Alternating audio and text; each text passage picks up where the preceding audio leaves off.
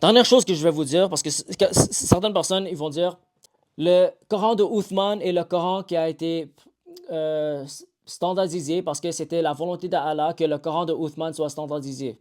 Le problème, c'est quoi? C'est que même le Coran de Uthman n'a pas été fidèlement transmis. Ok, oui, on a 114 chapitres, mais le Coran de Uthman, c'était un rasm, ok? Un rasm, c'est-à-dire c'était juste des consonnes. Il n'y avait pas de point diacritique, il n'y avait pas de voyelles, c'était juste des consonnes. Alors c'était un texte très fluide, ok? Pouvait le réciter dans beaucoup de différentes manières. Et c'est exactement ça ce qui s'est passé. Et c'est pour ça qu'il fallait standardiser la version de Uthman encore. Dans le Xe siècle, Ibn Mujahid, un érudit qui avait aussi la puissance politique, il a choisi 7 qira'at. OK? Et les qira'at, ce n'est pas les arufs. OK? Si c'était les arufs, pourquoi on va les appeler les qira'at? Parce que certaines personnes vont dire les 7 qira'at, on l'a pris des 7 arufs. Mais c'est faux. Donne-moi une source authentique qui prouve que les qira'at sont les arufs. Les haroufs, on ne sait même pas c'est quoi. Les érudits musulmans peuvent même pas te dire c'est quoi. Il y a 35 différentes opinions sur ce sujet. Et les autres haroufs ont été brûlés par Uthman. S'ils ont existé, ils ont été brûlés par Uthman. Uthman a choisi un seul dialecte, le dialecte de Quraysh, et il a brûlé toutes les autres variations. Alors comment dans le Xe siècle, on peut choisir 7 qira'at qui pourraient être tracés des 7 haroufs? C'est impossible.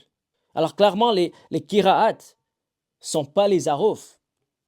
C'est quoi les qira'at? Les qira'at, c'est les différents dialectes. Ça peut changer la prononciation, mais ça peut aussi changer les points diacritiques et les mots et les phrases. Alors, parmi une cinquantaine de dialectes qui ont commencé à développer dans le Xe siècle, Ibn Mujahid, il a choisi 7 qira'at pour standardiser le Coran. C'est pour ça que même aujourd'hui, on peut trouver des trentaines de différents qira'at. OK? Pourquoi? Parce que même après les standardisations de Ibn Mujahid, d'autres dialectes ont commencé à se développer. Alors, même avec le standardisation des musulmans, ils ont essayé de contrôler le texte, ils étaient incapables.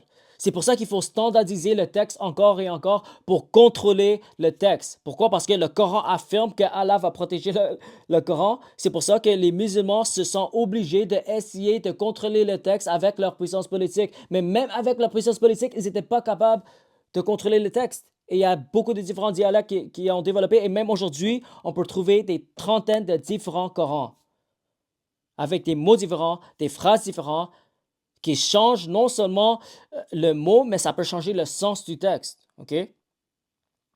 Si je vous donne un exemple pour vous prouver, dans Surat 37, verset 12, il y a une version de Hafs qui dit que tu t'étonnes qu'il se moque de toi, et dans une version de Khalaf qui dit que je m'étonne qu'il se moque de toi.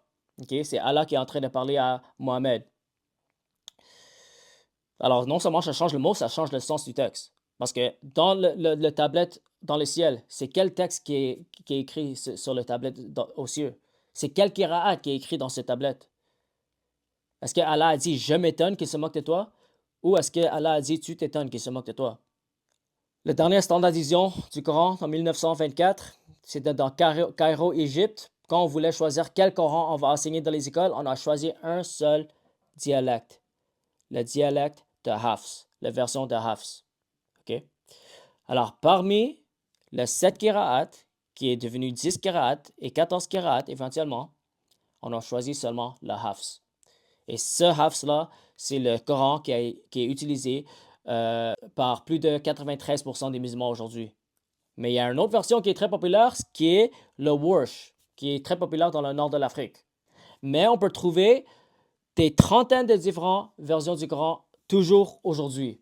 Okay? Il n'y a pas une seule version du Coran, il y a différentes versions avec différents mots, différentes phrases et différents sens. Okay? En 1973, on a trouvé des manuscrits anciens qui datent du 7e siècle. On appelle ça les palimpsestes. Pourquoi? Parce que c'est des écritures qui ont été effacées et on a écrit sur les écritures. Pourquoi? Parce qu'on veut standardiser le texte. Alors, quand on voit des variations, on essaie de les effacer et on écrit sur les écritures. Et l'écriture qu'on a écrite, c'est l'écriture de Uthman. Pourquoi? Parce que on doit forcer la transmission du texte. Mais quand on l'examine, c'était quoi parce que, heureusement, Aujourd'hui, on a la technologie et on peut examiner qu'est-ce qui a été écrit en dessous du texte. Et en dessous du texte, il y avait des mots différents, des phrases différentes, même l'ordre des sourates différents qui pourraient être tracés des mouchaf ou des Corans de Ibn Masoud et de Ubay ibn Kab, ce qui étaient les mouchaf les plus authentiques.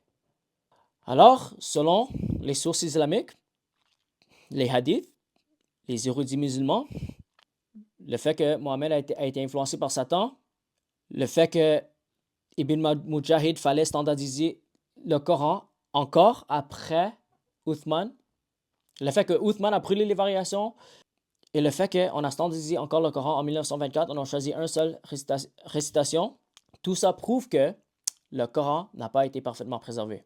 Même aujourd'hui, il y a plus qu'une version, il y a des trentaines de versions qu'on peut trouver aujourd'hui.